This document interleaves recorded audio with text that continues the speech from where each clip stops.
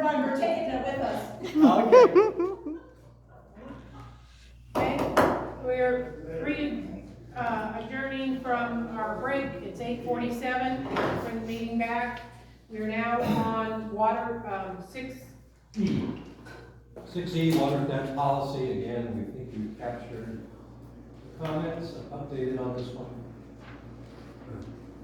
Pretty simple. I mean, the only thing I would say is, you know, someday we may want to revisit the dollar amounts for the violations, but yeah, I've seen that in other locations close to that amount, but they should be higher.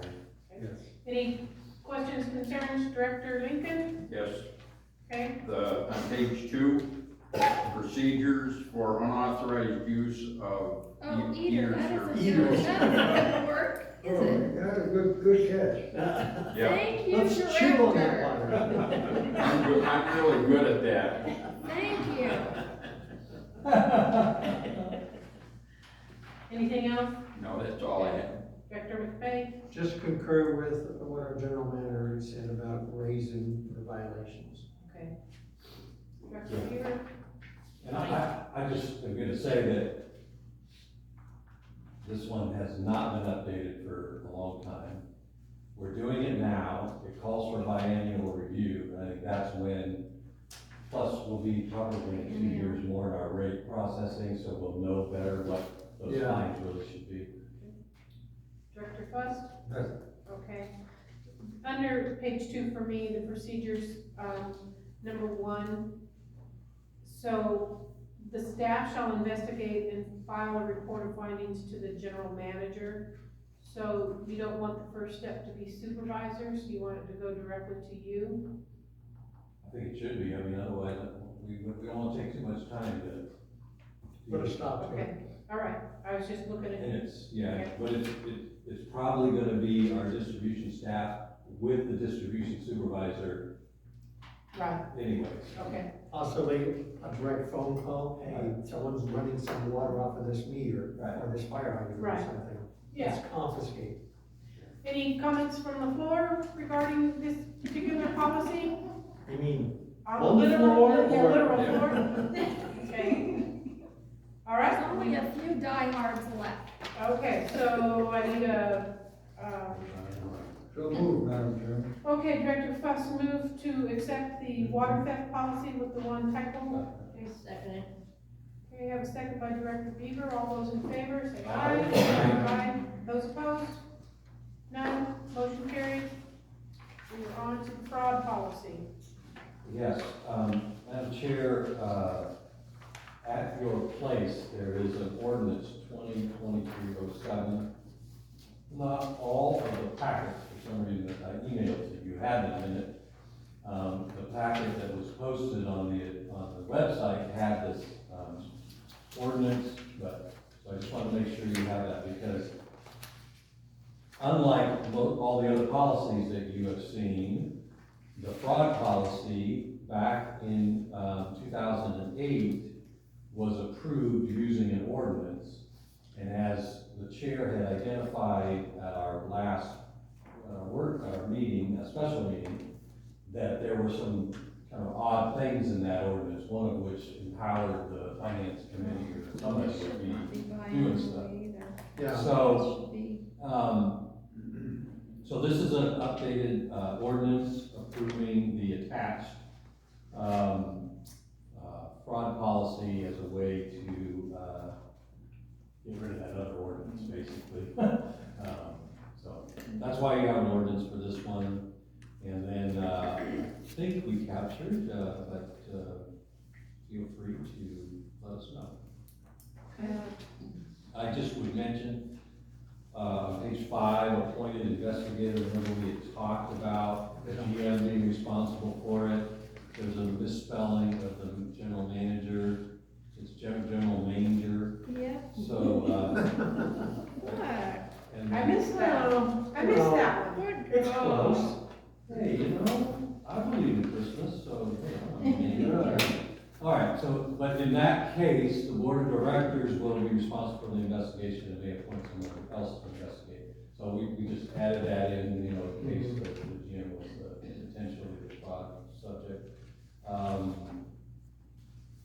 Otherwise, Emily, Correction for the time for review, it's not biannually, it's biennial. Biennial is every 2 years, biannual is twice a year, Correct. so we need to change. No, you have it correct. Oh, Not on this. oh, one. even the fraud one is supposed to be biennial? Every 2 year, you're not gonna review it twice a year, are you?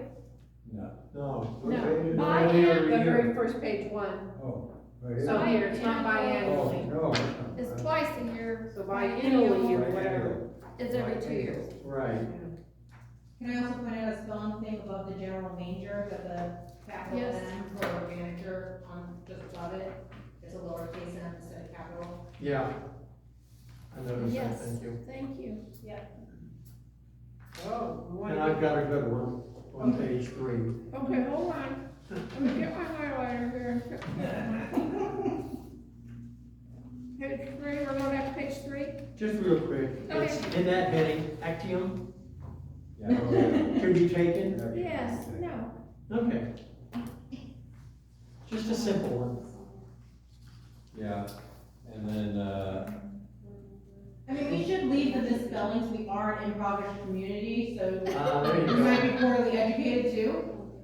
on page 4, the highlighted, see, I think, in defense of my awesome I'll tell you exactly. volunteer, Don't comment on that one. my awesome volunteer, when you have something that's bolded and underlined, you cannot see the spell checker underline on it, so. Oh, members, missed that. So the members, The other thing that happened is the meme birds, need more color. the format on all of these weren't the same, and so I went back and, changed all of these to capitals. Yeah, And when I retyped, I obviously made mistakes. no worries. You did a great You job. did a great job, I know, it's like, I'm defending her. Emily, there's another major under that bookkeeping accounting in the second bullet point. General major. Man, I really like Manger. Hold on, what page is Your that? fingers were. Page Page 4. 4, it's actually in the third bullet point too. Oh, Oh, yeah. yeah, okay. Second one. Third one. Got it. Oh, it's also in the Actium one too. Yeah, is there a manger there too? There's a major in there. Oh, yeah. Oh, dang. Oh, there's 2 of them on that one At line. least it was manger, not Man. mangey. I don't think you would simply click find and the word It's- manger, Right. find the Place. list and replace it. Right, and replace it. It'll be. I think maybe we need to do that on this one. Oh, yeah, absolutely, it's on the next page too. Fingers, Glory days. drifting fingers, what the heck? Okay, anything else, Director McFay, No, not from me. Director Beaver? No. No. Okay, okay, my turn. That's all you want Don't blame my brain. Page 4.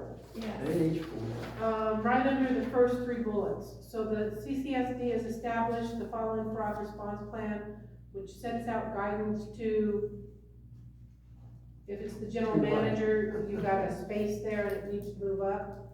So Yes. the needs to be down. Yep. And then it says that incidents will be logged in a fraud register. So we have a fraud register. Probably not. Why would we?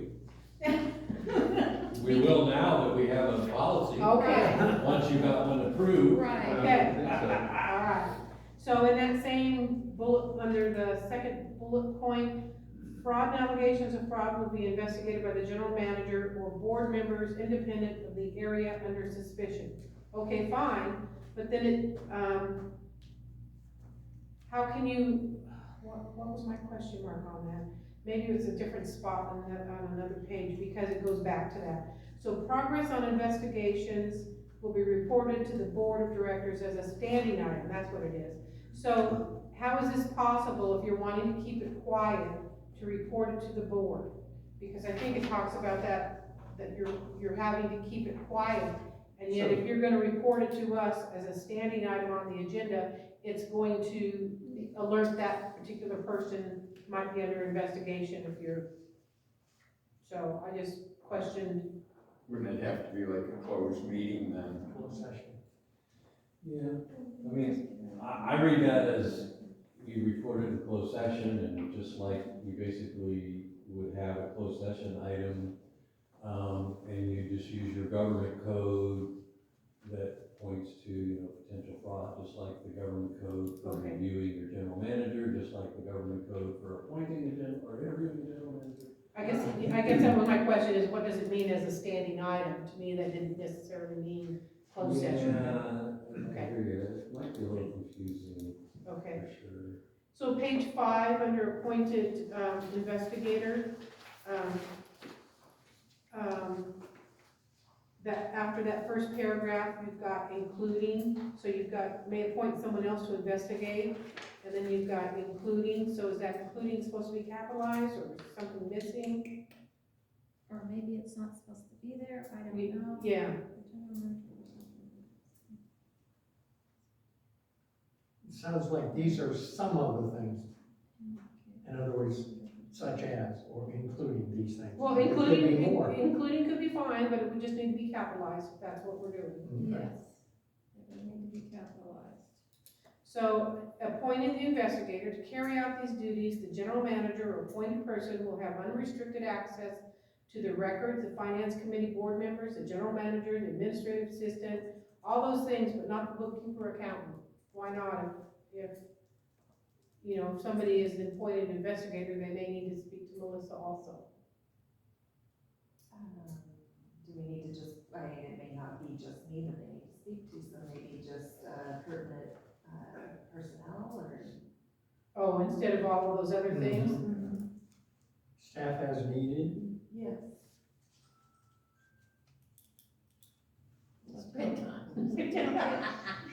So, tell me again, where we're doing this?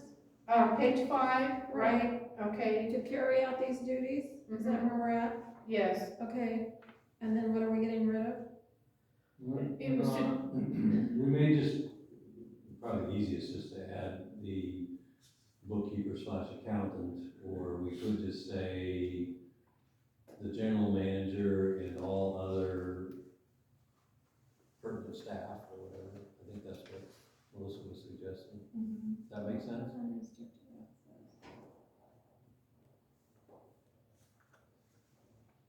Okay, so, page 6, at the top, the second bullet, ensuring that an adequate system of internal controls exists within their area of responsibility, and that's the department supervisors and directors heading.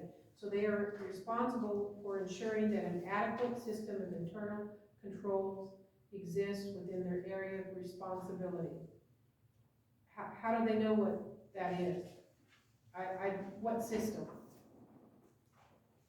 It just seems like it's just so open-ended that nobody would know what their adequate system of internal controls would be.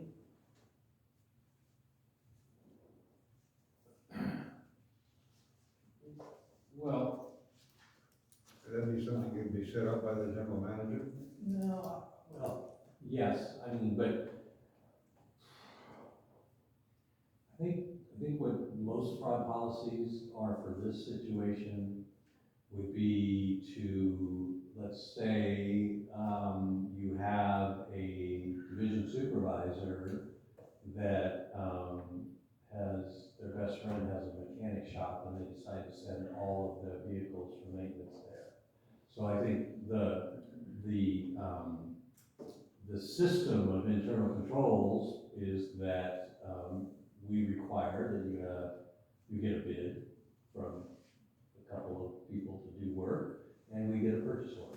So that has to get approved by the general manager. So that would be an internal control over something that they have oversight. So, okay. I don't even want to get to either part of this, if it's, okay. The CCCSD staff on page 6, my little comment was, what about, other fraud items, not just financial? And it just mostly kind of talked about financial fraud. And we know that there's all other kinds of fraud involved with, you know, whether it's, Insurance, yeah, big claims. Does the third bullet point cover that for you?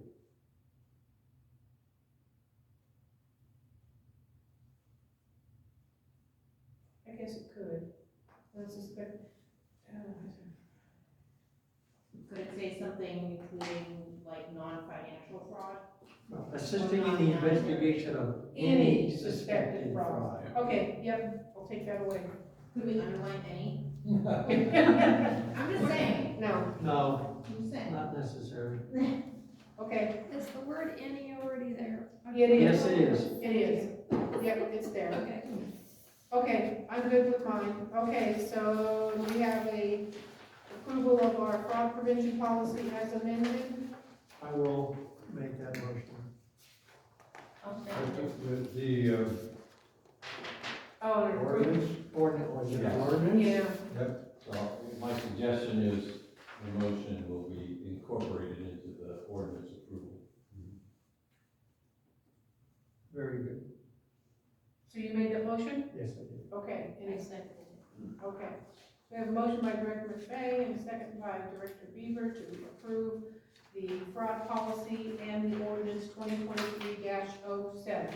All those in favor say aye. Aye. Any opposed? No, motion carried. Okay.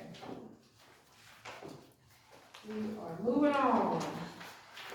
Moving on, well, Madam Chair, we are now at item 6G, which is the preliminary 23-24 budget. So, just for context and a reminder, and for those watching at home, usually this would be taken before the Finance Committee at least once, if not more times, before it goes to the board. But the board might recall that a month ago, we decided to have the Planning and Steering Committee meeting be a special meeting so that we could go through all those policies that we just went through, which was very successful and worked out great. So we then decided, instead of having the first Finance Committee meeting to look at this, the whole board to look at it so that you can have some familiarity of where we're going.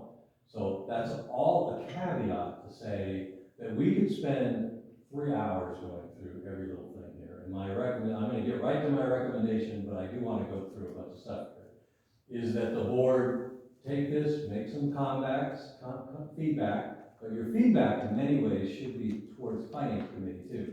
And then we can then have a Finance Committee in a couple of weeks to really dive in deeper and make sure that we are kind of dealing with the right things at the right time, all the rest of that stuff, and getting some proper updated numbers. And then we might have 2 Finance Committees, I don't know. But then the plan is to get it to the board June 21st, that's our meeting on the 21st. We'll have a public hearing on the budget, and we will then approve or review and do the budget. So the next thing I will tell you is that the draft budget is that is in your packet is, like I said, it's very preliminary, and it really took the Excel spreadsheet of our 9 months or 3 quarters year to date and our budget, and I added in and I tried to correct our budget line to be the amended budget amounts before, and just sort of have it. But this is still getting refined and granulated, and we're going to do like this. Still has the old admin section that's kind of messed up. So with the count, but that's getting resolved.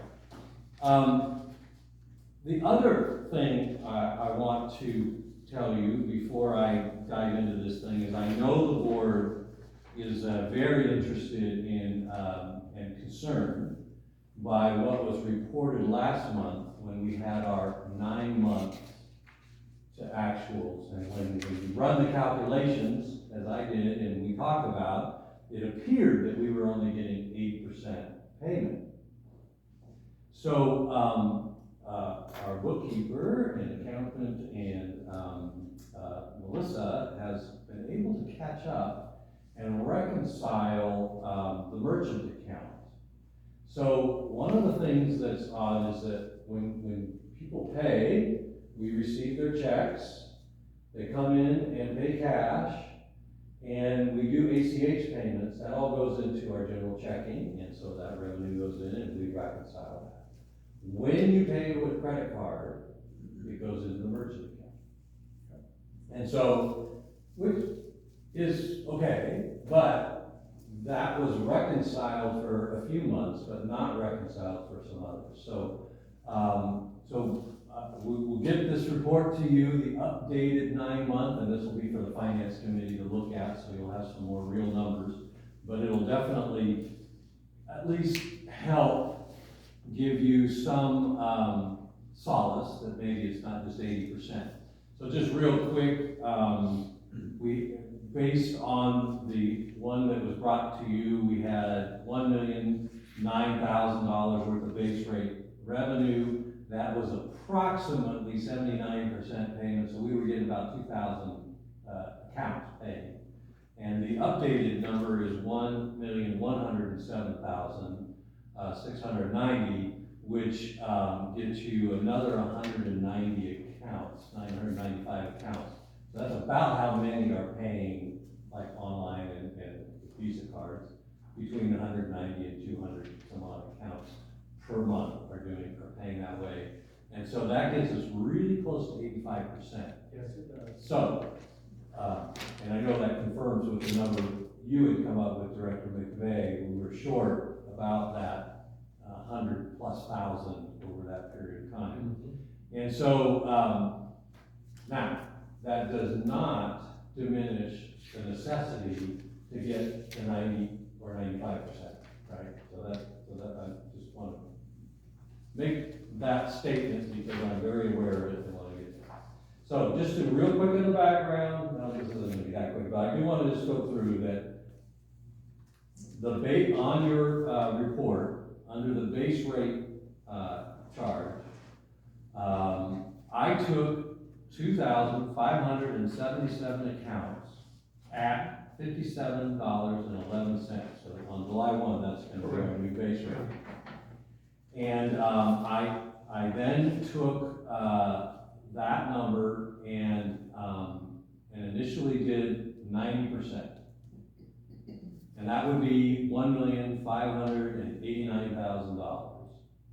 And then, because when I was putting this together, I was not aware of the updated report, I was a little nervous about thinking my revenues were gonna be at 90%. So I chiseled a little bit and have it at 1,550,000. But I think we can feel better about really going to the 90%, or at least think about that. That's for the finance committee to look at and review. And then under the water usage, this is roughly 1,800 acre-feet of M&I, 1,500 acre-feet of irrigation. That's not super accurate, really. It's more 1,100 acre-feet, really, for ag water sales. But I guess just real quick, for the raw numbers, what we do is we're taking like 1,800 acre-feet of M&I, at $57.18 per acre feet. That's what we're paying. That's back to on the cost side of things. But we take 1,800 times 435.6 times 72 cents. That gives you $564,000. And again, you can see I took 90% of that and just put in 520 just for conversation purposes. Same thing for the irrigation side, but I really bumped it down. I put in here 1,500, it was more 1,100. So that's where we get those top line $2.4 million on that revenue side of things. And again, I'm always a nervous budgeter, so I usually underestimate my revenues and overestimate my expenses just to try to make sure that we're not going to run into trouble. And then I think back to the previous questions, we were looking at LAFCO. Under the revenue for water service, as you can see, that's primarily the Centerville admin, O&M. For the last 8 budgets, we've been budgeting $190,000.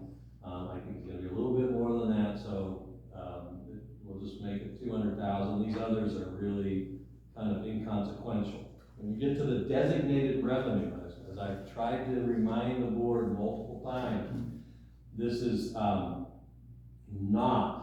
and I'm gonna repeat, not operating revenue. We cannot depend on this to pay salaries, make fixes, and keep the lights on. This is supposed to be designated and go into those different amounts, because that's the 1081 charge.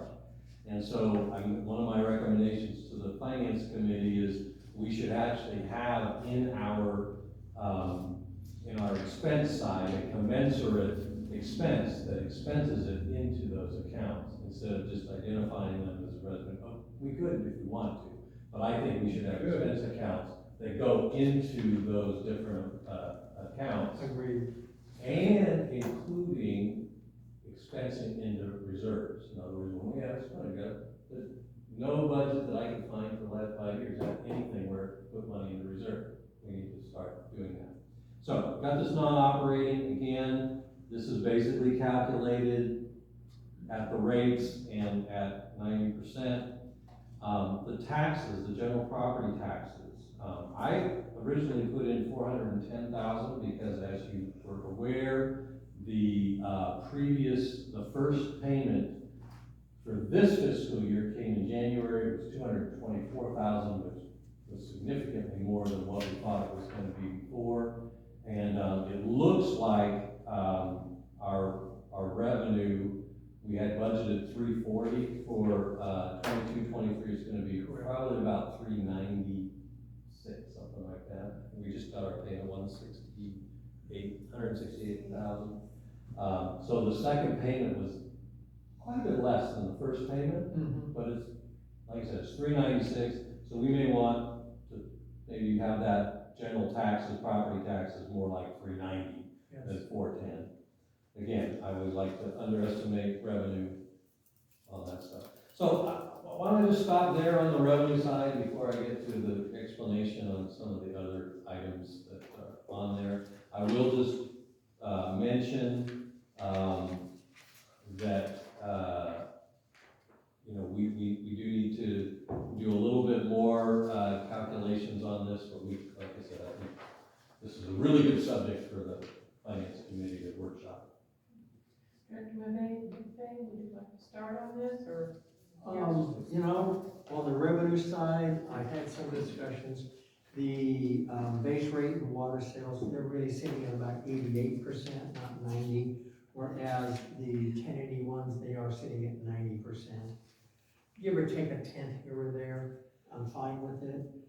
The revenue side, with the adjustment to the sales tax, or the property tax, I'm good with. The whole thing, I think, is we need to be giving our general manager direction, okay? And I'd like to see him, this is my opinion, come up with a plan for us to get to that 95 or 96%. Come up with 2 or 3 options, and what the fiscal impact is gonna be, because we have a part-timer. We could, as one of the options, make that person full-time, but there's a fiscal impact in benefits and whatnot that could run $18,000 to $20,000 for the year. Minuscule compared to the loss we have here. But if we chose that one, we would want to have that individual dedicated at least 3 of the 4 Fridays to strictly that. So that the staff knows that nobody can't call on that person to answer the phones or take care of walk-ins or whatever, because we do need to cut. So that's one of them. So I'd like to, give some direction to our general manager to come up with business cases for 2 or 3 options that we can consider on how this is going to be accomplished. Yeah, and I like that. yeah, we totally agree. Staff has been working on some ideas related to that and what the dedicated days, 2, 3, 4 days of the month for an individual, the cost of hiring another part-time person versus making this full-time. Again, I think, we just had that conversation today, actually, with staff, talking a little bit more about that. That's one reason why I mentioned it, because I wanted, so everybody knew, and I told this to Director McVeigh, that's why yes, 90% of our base rate, I would say, is we could budget for revenue of 1,589,000. I just kind of, I made it 88% or 87%, I just dropped it down a little bit because I wasn't aware, I thought, man, Yeah. we're already at 80, only 80% revenue, going to 90, maybe I should, but I think we can go to that point. I will just say that, I've done a few little, calculations for, what you mentioned. So, like I said, 90% revenue is 1,589,463. 95% is $1,677,766. That's an $88,000 increase. My calculations on base and the 1081, if we went to 96%, we would end up adding $170,500. I'm kind of excluding the 1081s because that's designated revenue, in other words. Well, I that know, increase. but we still have to collect it to make the payments for things. So I kind No of see doubt, that but that's, I understand where you're coming from. truthfully, our payments are being covered by what we're collecting, we just need more of it to be collected. But, so, I would say, I'm looking at it more as it's lost income. If they're not paying the base rate, then they're not paying the 1081 and they're not paying the water. yeah, So okay. that's just compounds it. And what I'm just saying is that I think the revenue improvement in the operating revenue side of the world sufficiently pays for putting somebody to full-time. That's, I'm beginning to have that. I understand where you're coming Yes, from. the ancillary benefit of going to 95% also falls out in our water payments. Yes, it does. And our 1081 Yes. payments and everything else. So don't get me wrong, I'm just saying, if I'm gonna argue to you that we're gonna either hire somebody or make somebody full-time and it's gonna cost X, I don't want that cost to be taken out of the designated revenues or Oh, anything. no, It has to no, be out of this. no, I agree. That makes sense. Obviously, if we can get the base rate at 95, 96%, the others fall in line because they'll make those payments at the same time. Again, this is why we could spend 4 hours here, this needs to be for the finance committee, but I just wanted to, this is good, because this is part of what we need to talk about. And then I just want to quickly go through our expenses side of things we need to kind of hone this in, but on the Bureau water purchase, in other words, we haven't had that budgeted for the last year plus. We've obviously got the cost of our McConnell water, and again, we haven't figured out, and I haven't figured out budgetarily wise, how to calculate that we're gonna get 668 acre feet of water from McConnell for this 125, but we're still working on it. I do have in here some Wind Act repayments as that. And so in my background, I'm just, I mentioned again that the Wind Act payments is currently a cost of supply to secure our contract, and that maybe it's gonna be at our budget approval, but we will have to identify that we are borrowing against our operating revenue to pay this, and therefore we have a paper trail to keep that $1.88 payment intact until it pays back our operating revenue for the, however long it takes, 15 years basically, but, give or take. So those are our costs. Under the treatment, again, once we're done with this meeting and before we have our finance committee meeting, the treatment, this is what Bill has preliminary given me. I gave him what I put together here, and he's gonna go back and do a little more number crunching on it. But there's been a few things that were not budgeted for in the past. Office supplies for up there, just came out of the office here. Postage, safety equipment and training. Obviously we had in the past a budget for computers. We already bought that computer, now there's some software stuff. The repairs and maintenance, he thinks can stay the same. Chemicals have obviously gone up or tracking for this current fiscal year to be very close to $70,000. And then I've added in another, item here, budgeted item of $20,000 for project support. So there's the backwash ponds project, there's also support that treatment is providing for the SCADA project. So there's a little bit of money there. Now, a lot of that, those expenditures, we track them right, we're gonna get reimbursed. But there's also other projects that, need to be done that, I think need to be tracked. Whatever they're being done, and not just thrown into the general, like, repair and things. Yes, sir. With the chair's permission, I have a concern with some of those numbers in the water treatment. Utilities and chemicals, are they not already in the water rate? Our water rate includes $80 per acre foot in utilities and has chemicals listed on 3 columns. So are we double dipping? Because you're charging here, or you're showing it here, but we're really collecting in the water rate, are we not?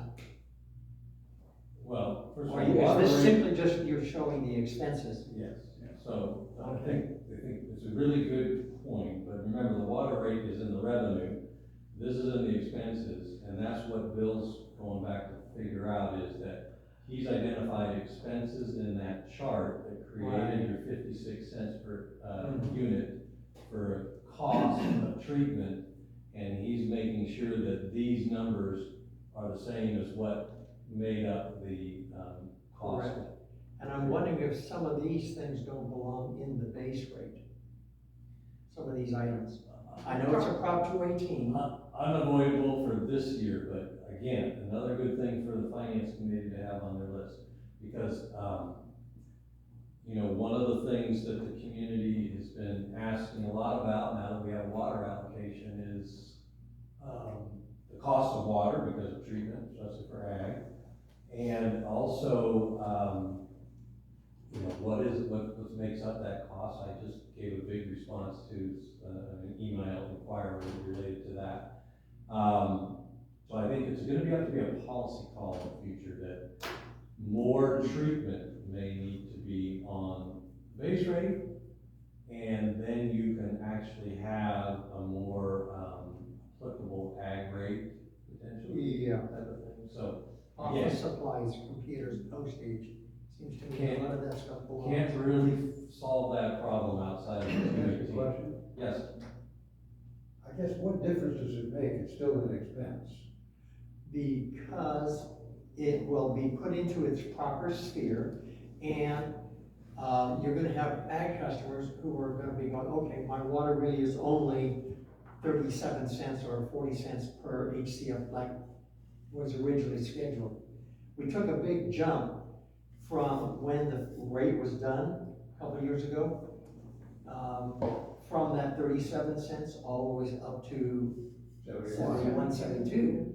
Okay, so I'm wondering if there's things that don't belong in the base rate. They're more administrative and whatnot, and don't necessarily relate directly to the cost of the water. We don't break that out in here, though. And it's still gonna have to be an expense. Yeah, it's an No, expense. I understand that. I'm just looking at it from a customer standpoint, as far as, my base rate may be this much a month, but I can buy my water at We're not that. dealing with base rate, we're looking at a budget right I now. know, Yeah. I understand what you're saying. Now, let me ask another question about that. So these figures that Bill came up with, is that based on running a certain amount of water through the plant, or? That was a question I had too. How many acre feet, What is we this? need on next week or so. 65,000 utilities. Yeah, So what was it year to date? It has to be more than No. half, even budgeted. I know. Because when we were doing that 9-month review, I had calculated based on actual invoices that the water treatment was more than that $53 an acre foot. You know, versus the 80 that was in the water rate. Well, again, I'm just, We let We me can just say. spend hours the talking finance about committee. this. Yeah, that's fine. yeah. That is something for the finance committee in the future as it relates to rates. I'm gonna have to remind you that when the board approved the Prop 218 certified rates, as per the rate rationale. Yep. It had in its charts, it had your base rate, which is not changeable, it goes up 1.9% for 5 years. Right. It then allowed you to have a drought rate when you declared a drought, which allowed you to be able to recover the increased cost of water, whether you're buying it or from the well. Have to. For both of the other rates, those were just estimates. It's written in there, it's also It is. in the notes. It says these are estimates and that you would yearly be done and based on actual costs. Yes. And I think that's where the actual costs include treatment, which are these expenses. And that's where our job is to do that. Later, when we do a Prop 218, we can deal with that. Other items. So, under distribution, somewhat similar. Before you go on, Yes. I have one question. Yes. I don't understand project support. Okay. What, are you paying salaries with that? Or are you, what are you doing with project support? It's kind of a, It's kind of a generic thing, but yeah. as you know, we have the backwash ponds project that actually the state just signed their funding agreement on. And we are gonna need to track both time and materials that the treatment plant uses for that project. Same thing for the SCADA project, because treatment is dealing with the chlorine and the SCADA elements of that. And so this is used for that. So in other words, we're gonna pay for materials. We're gonna pay, some of it, we're gonna track that, some salaries there. And then we're gonna collect those invoices and submit those to the state to get reimbursed for, or we need something to do that, as well as potentially other projects. One of the things that the district has never budgeted for that I can find is that we have a district engineer. It's called base engineering. There's nowhere where there's any expense for engineering costs. And so, again, we can track some of that engineering cost for the support, let's say for the backwash thing, because we need to track it so that we can get reimbursed for it. So I just know we're gonna spend money there, and it needs to be tracked. That, you know, you've got someplace else in here, engineering, you know, this support, it just didn't make sense to me. It still doesn't make sense to me. No, it's, I still don't know what it's for. you know, you're tracking salaries, you're tracking salaries where you're already paying salaries, you know. But there'll be If it's tracking, if it's, you know, when I looked at that, I thought, well, are you gonna hire somebody to do all of this stuff? You know, it's almost like you're double dipping there. You're gonna you're gonna put salaries in there, materials in there. Well, that should all be in the grant, or you've already got staff, you know, and you're already accounting for your staff. So I didn't, you know, I just can't, wrap my head around that one. And you've got it in here, what, 3 places, or? I think it's a couple places. Yeah. Could they be listed as unanticipated expenses? Something that ran beyond due to an overtime requirement, or they're not providing this particular material, we have to go out and purchase a particular item? Well, let me go back and try to figure that out, because I think, again, I'm sure it's not clearly I'm getting to that don't understand what I'm saying, but this is really, it's a separately trackable expense item for specific projects in the distribution or treatment. And yes, you already have a salaries for those things and different things like that, but it's really for that, and maybe it needs to be described differently. Maybe I need to figure out a different way. Right, tracking salaries is not support, that's, you know, when you do your timesheet, you put down that you worked on the grant, and then it goes into the budget or into the finance system that way. Yeah, well, right now it's going all into one line item for payroll, so that needs to get broken out because of that, Yeah. that kind of thing too.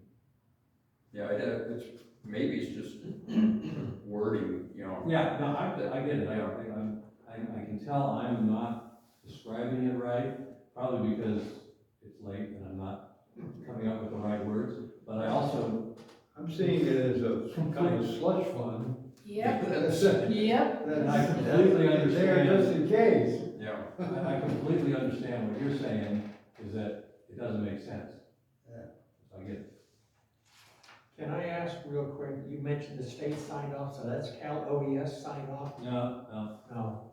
state. FEMA signed off, FEMA has not signed off on the backwash ponds project, So, but the state has for their portion of it. So Okay. we are proceeding to use their money to do as much of the design and everything, get it ready for construction, because we're expecting the other half of the money's gonna come in by the time we get to construction in 18 months.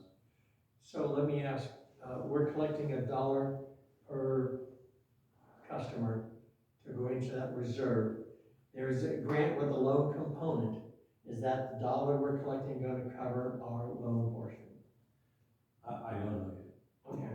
When we first figured it out some time back, the dollar would have, yes. And, as a matter of fact, it was less than $1. It was about 97 point something cents. Well, but that included two projects.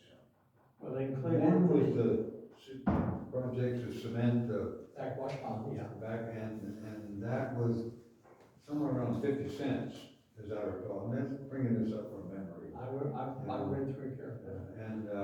And then the other part was for another project that escapes my mind right now.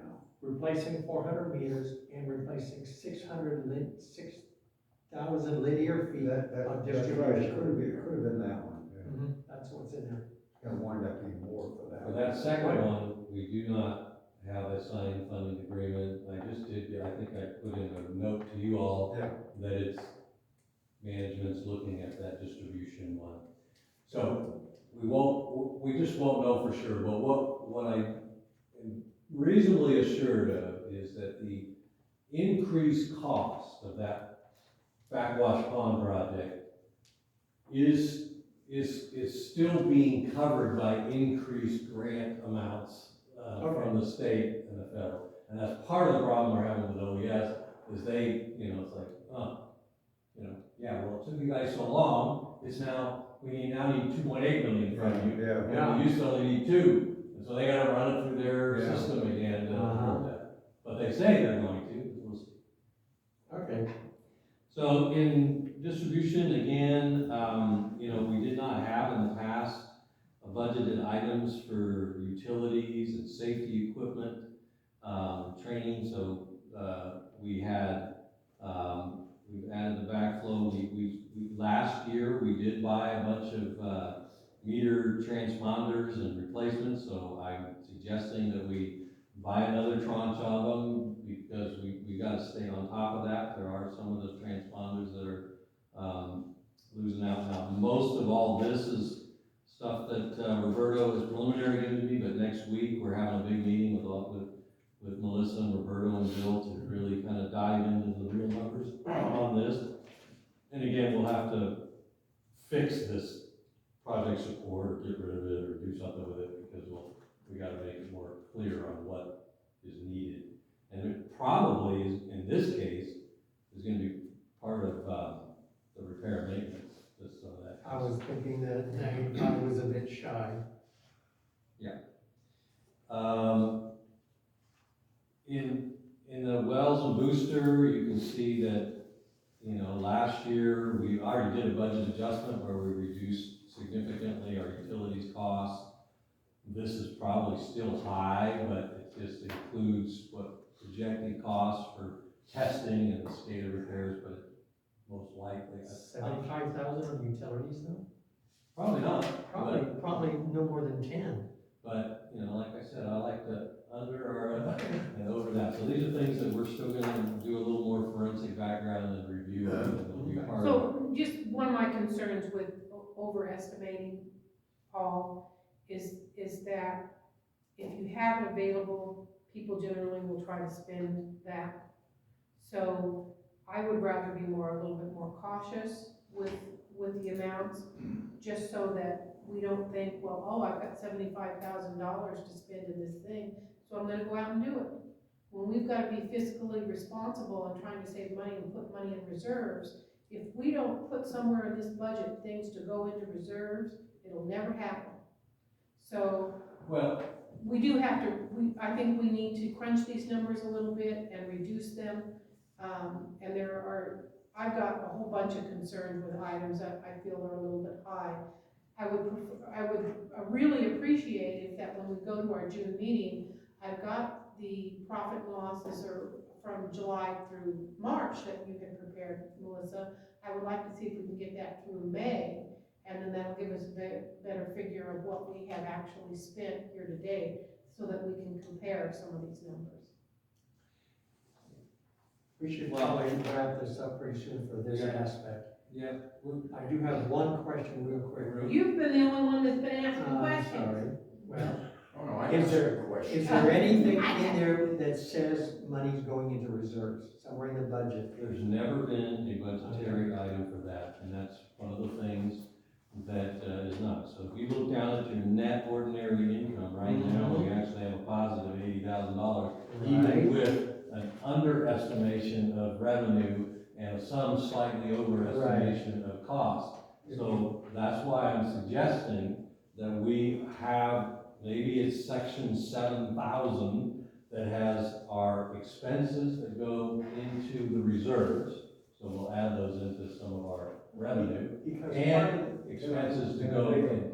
a comment? go ahead. Yeah, Under the old system with the, activity report, as bad as it was, at the end of the activity report, there was always a sheet that showed what was in the reserve accounts at that time. Mhm.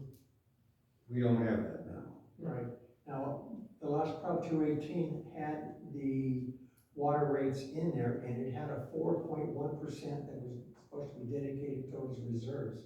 We're not putting anything in No, we're reserve. not doing that right now, so It's all it's going to something WINAC. that needs to be into. Yeah, it's all going to the WINAC right now, I would imagine. and the excess is going to the WINAC. Again, that's one that we can identify, we can have it. Oh, yeah. Now, back to Director Fuss' comment, I have seen those past reports, and you used to have that. That's because you had an expense item that put that money into there. So if we have that here, your activity reports will actually show what your revenue is for that account and what has been put into that There you go. for the year. Now, it won't show what's in the account from previous years, just show what's going in every year. Yeah. Right, that's fine. So, some of the other things as it relates to,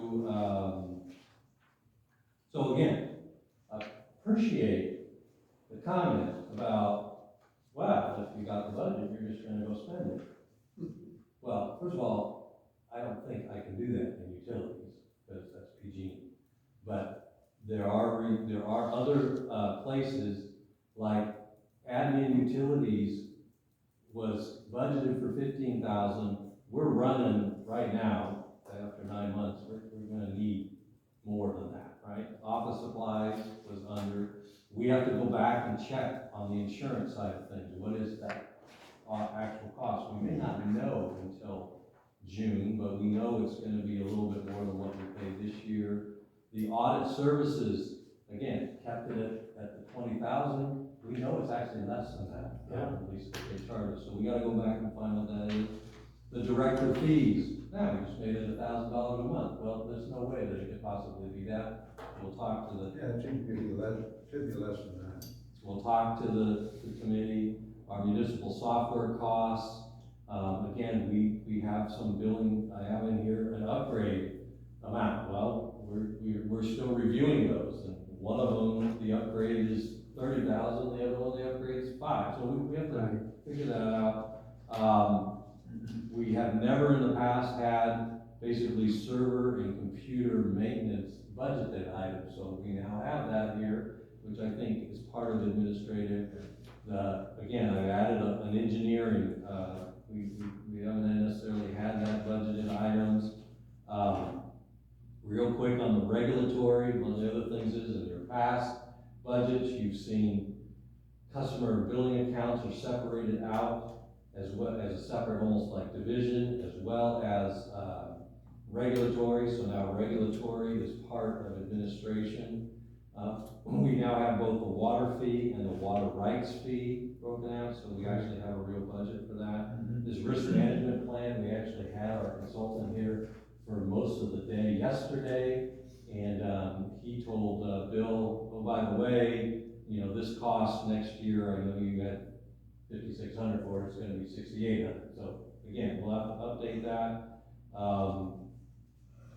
There's those other different ones, the customer billing, that's pretty much laid out. The employee benefits, so basically, I just took, what we're paying Guardian now per employee, and did a little projection, and multiplied it by 12, and added, you know, like about 4% higher, so we're actually less budgeted needed, but we'll have to confirm that, same thing with Unum.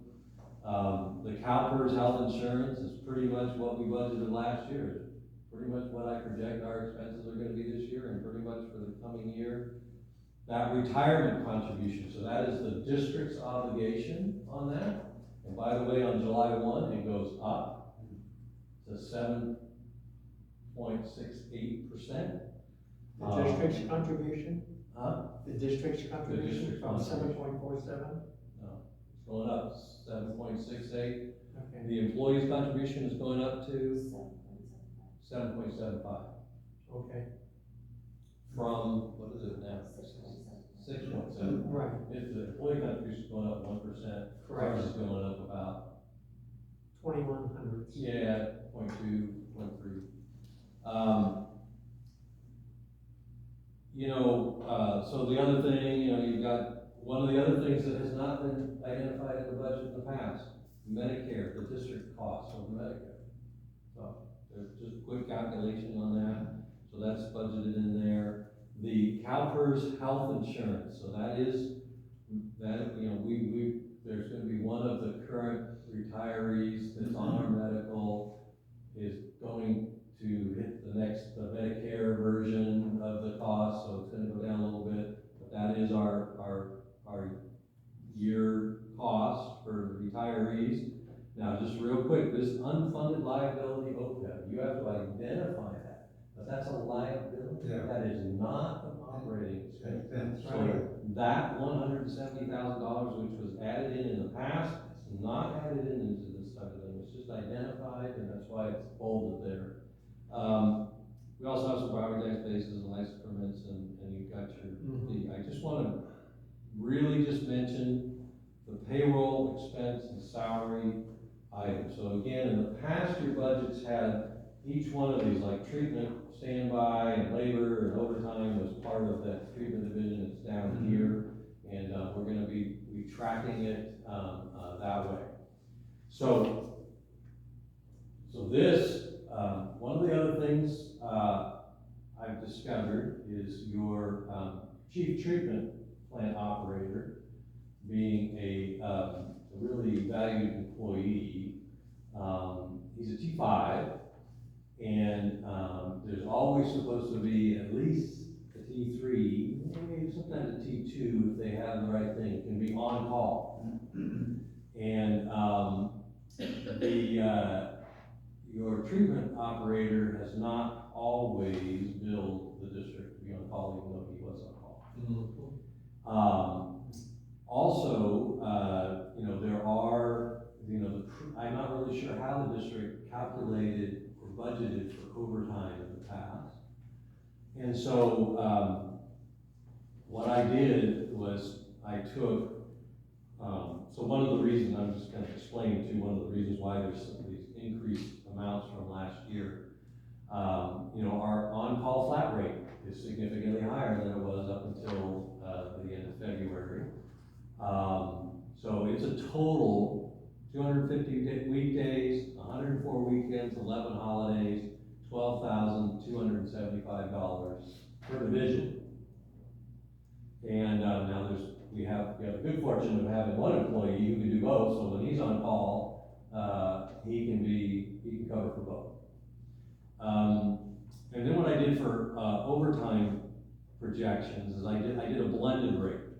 So I took all of the treatment classifications at, their middle step, added them all up, divided by 3 in this case, and I said, well, that's a blended rate of, let's say, in this case, $43.25, and then overtime is 1.5 of that, and I took, basically 14 hours of overtime per pay period, which is a little higher than what it normally is.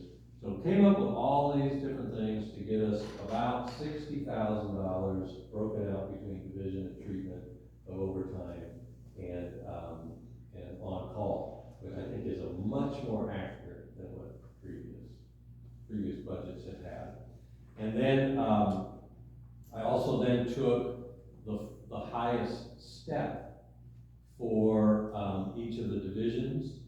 I then split the T3, D3, half between the distribution and half between transmission division, added all that up, and that's where you come up with under treatment,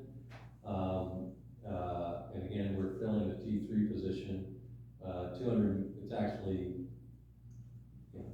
technically it's 253,000, that means everybody's at step 4, not everybody's at step 4, so it's 250,000. Distribution, we're also gonna be fully staffed, again, that's 345. And again, we'll go through all these numbers even more. Your admin under the general manager, that's higher, but that's what it will be for next year. Same thing with the customer accounts and labor. And again, I would just mention, that the other thing on this chart is this is all with the, COLA kicking in July 1 for all classifications of 4%. In our MOU, we had between 2 and 4. We had sort of the employees had a downside protection, the district has an upside protection. That calculation is supposed to be from May to May, so we're not into May yet. But I'm pretty sure the CPI is going to be well over 4%. The county just sent us our appropriations limit that we need to do next month as well, and they calculate Shasta CPI year over year is 4.4%. So I think that's kind of low, but that's close enough. So that means it's 4. So these numbers are with that 4% increase, and I would also mention that the other thing that just quantifies the bottom line amount difference between 852 that was budgeted last year or this current year and 964 is the 4%. The added $40,000 for the GM. I might add in previous budgets, which I wish I'd have known when I was negotiating my agreement. You guys used to budget well over $200,000 for your general manager. No, they didn't budget that. Yes, they did. With benefits and. Back then, they used to pay a lot more. So, that's a Who's side that note. money? That was $40,000. overtime though. Yeah. Well, that's why they had to, well, all right, so $40,000, is the, more because of that increased standby cost, you know, and the overtime stuff. So, that's my quick recitation of this thing. My recommendation, Madam Chair, is that, you, ask the non-finance committee members to provide, some questions and input, and direct the finance committee to forensically dive into this thing even more in a couple of weeks or 3 weeks. Madam Chairman, I have a general question. Sure. Is anybody freezing like I am? No, you're in shorts. Yeah, I know, well, but Yeah. it's summertime. My legs are cold too. Oh. Can we turn that air conditioner down a little bit? Yeah, I think it's. I think I'm gonna get pneumonia. I know, I haven't seen the Oh, photo. boy, I should have worn a coat. I will next time. Bring a shawl. Yeah, and he's under Anyway, that too. that's all I wanted to bring up, now you guys can talk about it. What's directly above you, Erwin? What's that? What's directly above you? Oh, is that it? That, no wonder I feel it. So Director Lincoln, do you have any other comments that you'd like to add or, suggest to the finance committee? Aside from the good one about projects. I'd like to see the finance committee meeting like we did the planning and steering, all, special meeting Okay. to go over it. Okay. To have a joint kind of Like we did with the planning and steering committee. yeah. Oh, have it, oh, I see. So we're all here, 'cause, For the finance committee. right. Okay. Yeah. What do you think about Okay that? with that. I think that it's needed for a while. Scott? I think we need to include community members in this, get their input too. Well, No, yeah, you know, we if do it there's- like with our policy, like what Right. we did was, it was more of a A workshop. workshop, Yeah. exactly. I would like to see more of a workshop than an actual special board meeting. Well, but we have to call it a special board I know. meeting, so. I'm just wondering if there's some way we can work around that. Well, I give you the thing on what is a meeting, and Yeah. a meeting is a meeting is a meeting if we're all there, so. If we're all there, right? Well, how about June 7th? June 7th? Check your Check calendar. your Isn't that a calendar. Wednesday? That is, And we'll just, if that's the wish of the board, we'll have a special meeting and we'll have one item on that special meeting. So if you try to get anything else on it, no. yeah. We have a special meeting, one item for the budget. I mean, it takes Well, us long enough for class those meetings, study. so. And it's still gonna take 2 hours. The- Are we talking 6 PM then? Well, I can't be here, I have a class that evening. Okay. So, but, We can, yeah, we've got to get doing. okay. The other thing that we should plan on and see how we wanna do it is, I told you Emily has 7 or 8, or she might have said 9, different policies ready for us to review. And I have not had a chance to review all of those yet. So I'd be hesitant to commit to having those on the 6th. But, we do need to figure out how to schedule the next review of all of those. You just said 6, but You really said said 7. 7, but that's fine. I said the 7th and it came up the 6th. So, Well, the head said. Just want to clarify. Yeah, Right. 7th of June. Yeah, I can't be here, so that's okay. Do you wanna review the things and submit a list of questions or No, concerns to I Paul? leave it to you, I think what we've gone over tonight, Okay, I think we've got this under control. Oh, you do you? Yes, I do. Yes, I do. You see all these questions that didn't get answered? Yeah, well, but all those but questions they'll be right there asked. Yeah. are questions that are not gonna be answered until you review the budget after 6 months to see if that actually happened.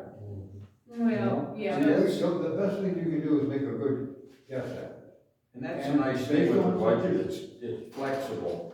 You're gonna review it, and if we get a, we can adjust it. if we get a monthly printout showing what we've spent and all that, we can call for a budget modification at any time Yeah. and change things around, so. Well, to that point, and I think,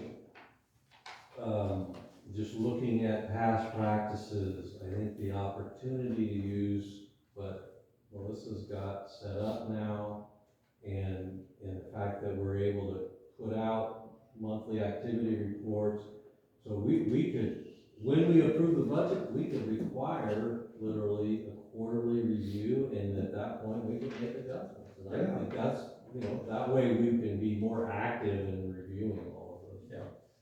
Probably a good idea, since you changed over to QuickBooks now, and can analyze each individual item more so than we used to be able to do, you got a better control over things, I would think. So that's, I think, Can I ask one off-the-wall question, but that's okay? Have we gotten any further, or do we have any progress on getting, a better, accounting system for Melissa for the billing, where she is not having to do the Oh. craziness. Well, yeah, for the customer billings, yeah, we've got 3 proposals. Melissa's done a pretty good analysis of those, but now it really is down to, we're gonna visit a couple of our neighboring districts that are using a couple of these to see how they look and feel with our account clerk and admin and Melissa. So we're making some progress on that, but we don't wanna make the decision too quickly. The biggest challenge is the conversion to, taking our current data and moving it over. The other thing is, and I've seen this before, we have a legacy system right now, and it's got some interesting legacies to it. So, we just found out that, today, because we happen to be looking at one of our customers, that they had a rate code that was just called water charges. It wasn't domestic, it was just water charges. And we have 192 accounts that have that rate code. And we've got, 30 different rate codes, and 18 of them are different sized ag parcel rate codes and different things. Well, we don't do that. No, we don't. So we There was an ag surcharge based on acreage. We need to do that. All right, we will look for the 7th. Again, we will meet as staff to kind of follow up on all this stuff, and then we'll be ready to present it to you and give you all the background and information on it. Okay, so one of the things before we go on, out of your, memo that you had prepared, you had put on designated revenue that the Win Act revenue should be put into operating as paying back operating for Win Act payments. You want to put it in the operating revenue, is that what you're saying, with no separate accountability? Because I don't want to, we need to know exactly how much has been collected from the customers. And so if you just put it into operating, we'll never know, will we? Oh, I see what you mean. No. Yeah. So I don't have an answer specifically on how to identify, but I think you understand what I'm saying, which is that amount was calculated based on the district borrowing, let's say $450,000, paying off the Win Act, and then the $1.88 a month is gonna go and pay back at a rate of $60,000 a year. Right. I'm just saying, we are paying off the Win Act from our operating capital. Correct. Okay, we're basically borrowing this. Correct. So what I'm saying is that we need to show in the designated revenue, when that revenue comes in for the Win Act in the coming years, that revenue doesn't go necessarily into a reserve account. It goes right into the operating account, so that but we track that amount. Okay. And we track what it is, because we have to, and part of it is, I haven't figured this out how to do it exactly, but we have to identify how much money we borrowed from our operating account. And that's what the Win Act amount is gonna pay back to the operating account over the next 15 years. Right, and we have to have it listed that now we've collected 500,000, we're done. Okay. Wouldn't it go into a special reserve account where you could track it? Right here, $55,000 every year. Because it's not, you're not gonna use it for Over here, operating. so it's. We've already, It's in the- operating is already income passed, percent. so I just it's didn't like gonna how be we said it. savings. And it should go into a special reserve account. It should. Then I if haven't you, quite figured out how to do that, but yes, so basically, you're taking the money in, you identify the designated revenue, it goes into a reserve account. But I would argue that that reserve account should show up on the next year's budget as revenue, paying back the borrowed money. I know it's already on the way. Yes, I'm But- sure you handle that, but Yeah. it should be in there somewhere. It's gonna be about 8 years of payback, How much? about 8 years. Okay. Because we've collected the 61 for 3 years by then. We had a credit of 207,000. So that left us about 428,000 to recapture. Except we really haven't collected 61,000. Well, and that's No. one of those issues we get into that 96%. That's what we want to. Yeah. But we can't make the other people who've been paying, pay. That's That's true right. too. That's right. Yeah. So, we'll move on to the GM report. Just want to report that, we do have a T3 operator, Brandon Anderson, starting on June 5th. He's from one of our neighboring, districts. Brandon Anderson? Anderson. And, okay. And we also recruited for a D1, D2. They finished, they made a selection, and they passed their background and drug test. And he starts in 2 weeks, and his name is Jeffrey Head. Remember. Can you tell us what steps they'll start at? Jeffrey will, the distribution step 1, the T3 step 2.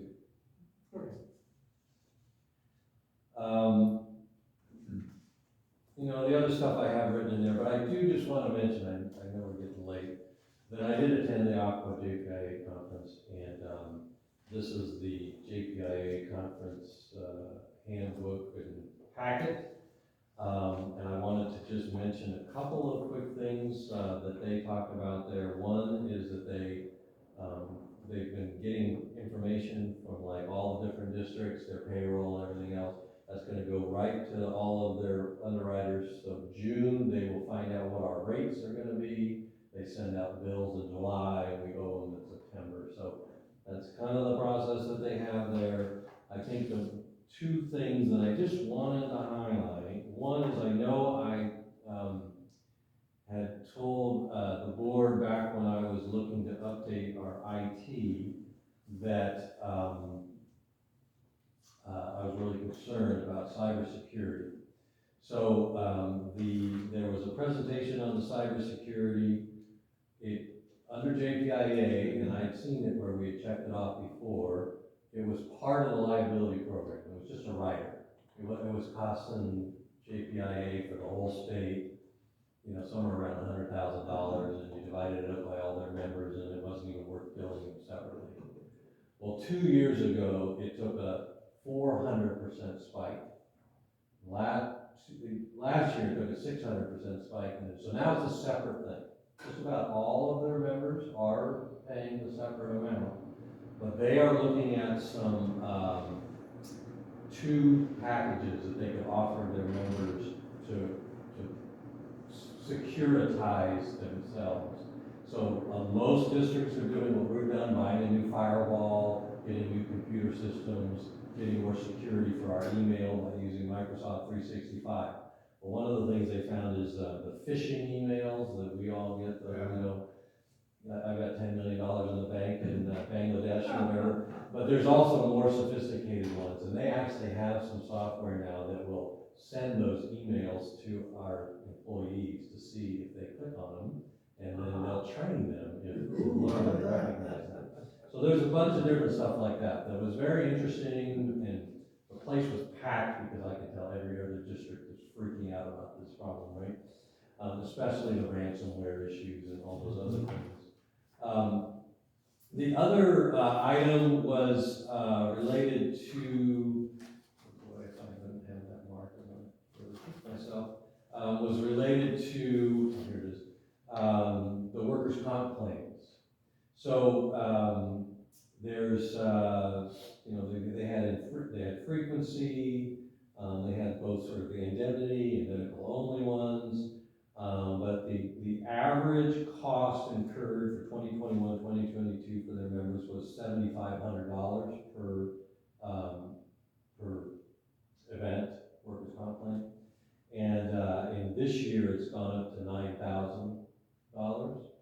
But the national average is around $20,000. And the state average is between $18,000 and $30,000. So we're still, as districts, significantly better off than others. But some of the increases are related to the rates, mileage and reimbursements. The other thing that was the most interesting was strain, lifting, and pushing and pulling are the largest frequencies of cause of injuries, as well as getting hit by something, struck by or against. So hopefully we won't have any more of those. So the other most interesting thing for me was that they did an analysis of kind of types of injury. Most of them thought that the predominant number of injuries would be in an age group. But it turned out that the highest, by a wide margin, number of injuries are from years of employment, 0 to 5. So Kayla and I said, okay, we're onboarding some new people. We need to make sure they get the training that they need. Because that's what they really found, is that it takes a few years for people to get trained, know how to lift something correct, whatever it might be. And that actually the 0 to 5 years, that's when most of the claims occur. And injuries or whatever it might be. And yet they have it broken out as pretty much, of course, 25 years and under, there's not very many employees, but for 26 to 35 years, 36 to 45 years old, 46 to 55, and over 55, it's pretty much the same all the way across. So it didn't have as much relationship to that as others. So those were a couple of major takeaways from that. The other one too, because the Aqua Conference then kind of follows on, and there was obviously lots of conversations about the Great Water Year and all these other kind of things. I did get a quick discussion with Jeff Sutton at the Hangma-Calusa Canal saying, what do you guys think? You need some water? He says, let's talk. So I'm scheduling another follow-up with him the week after next. But one of the most disturbing ones, or concerning ones, was a packed house because the California Air Resources Board decided to promulgate their regulations for accelerating zero-emission truck markets. And they are requiring all fleets in California to go electric. Yes. And that they are going to be by 2036. But the most challenging thing is, starting January 1st of 2024, we will have to report to CARB, our fleet, in 2024, all purchases starting in 2024 of vehicles, half of them have to be zero emissions. Yep. Now, their initial, I was like, ooh, I read this first thing, like, all right. They said state and local government fleets, including city, county, special districts, and state agency fleets would be required to ensure 50% of purchases are zero emission beginning 2024, and 100% by 2027. Small government fleets of less than 10 or in designated counties would have extended years. And then they had previously, they said even with fleets less than 50 would be exempt until 2030 or 2035. But they got rid of all that, so we're stuck right now for that kind of thing. Yeah. Now, so that's gonna be a little challenge. That's on top of the new regulations in next year related to lead. We're supposed to be able to certify to the state that we've surveyed our whole district and there's no lead, or we've identified where there's lead, and it's like, what are we gonna do? Dig up every pipe from our meters to the house? So, but I mean, so this Bella Vista, city of Shasta Lake, they're pulling their hair out. They're really not sure what they're gonna do yet, but we're strategizing on that. So this is another potential unfunded mandate. The Association of California Water Agencies Energy Committee said, this is an interesting regulation. I wonder if they actually fact-checked it. So they actually said, let's just say January 1 of 2030, half of the Aqua members, which are 470, only complied half of what was mandated, and they all plugged in their cars and vehicles. The whole grid would shut down. today. So again, one hand not talking to the other. So I'm not sure exactly, I'm just letting the board know that this is a wonderful challenge that we have in the coming year. And, thank you for letting me vent a little bit too, because I'm like, oh, God. I got enough headaches every night, but I don't have this one.